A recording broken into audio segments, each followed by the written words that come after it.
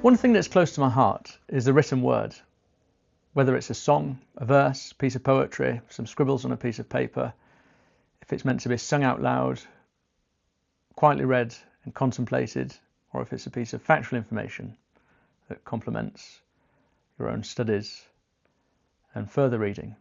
There's something really powerful about immortalizing one's thoughts onto paper and also writing them yourself with pen and ink.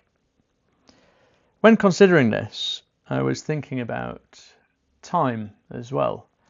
And we have the fortunate experience now that we've got libraries lasting or going through hundreds of years of time that we can read, reflect, look back on, see what people's thoughts were then in the past, if they're relevant now or they were relevant to their own experiences. Some of them have superseded all of that and are more relevant now than ever. And when thinking about this, I started to read one of my favourite authors, creative poets, Khalil Gibran, the Lebanese poet. So he wrote, this is a copy here of his book. It's obviously a modern copy. It's bound in this beautiful, I think it's silk. He wrote Sand and Foam in 1926. I won't read you the entire thing, but just the first verse itself from Sand and Foam. I'm forever walking upon these shores betwixt the sand and foam. The high tide will erase my footprints, and the wind will blow away the foam.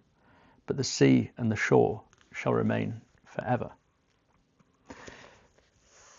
With this and reading the rest of Sand and Foam, I was thinking about time. And as Alan Watts famously said, that there is no such thing as time. Time is a man-made construct. And of course it is. It's a measure of the movements of objects in space. Alan Watts did say there is such a thing as rhythm. The rhythm of a flower opening, of a pine cone opening, the sea and the shore, and the tides and the sand moving, and the movements of objects in space, perhaps depicting what happens on Earth and our own lives and our own experiences as well.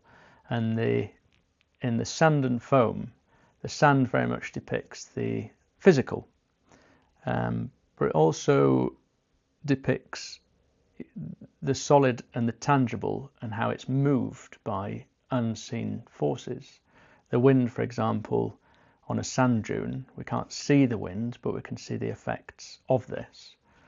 And all these tiny little particles moving around, shaping mountains, and a few months later they might be gone or might have changed forever.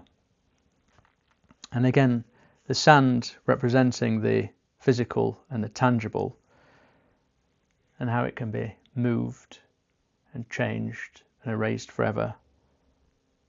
And the foam that represents light, our emotions, our thoughts, our dreams. I started to think about light as well with the foam. Manly Palmer Hall mentioned that prayer is playing with light. And these two things, the sand and the foam, our emotions, our thoughts, and the physical, more dense things such as the sand grain, still all move and play around together. And the idea of always walking upon these shores betwixt the sand and foam. As human experience and human life, we're always straddling the spiritual and the physical worlds. And our minds are up in the air, in the clouds. Nobody really knows where they are, where they come from. We have ideas about them, all mixing around together, floating like the foam. And then we have our dense matter, our human experience, our very physical selves, and the mortal and immortal, and the finite and the infinite. And this idea of walking between those two worlds very much depicts the human experience and life and the permanent and things that change and things that stay.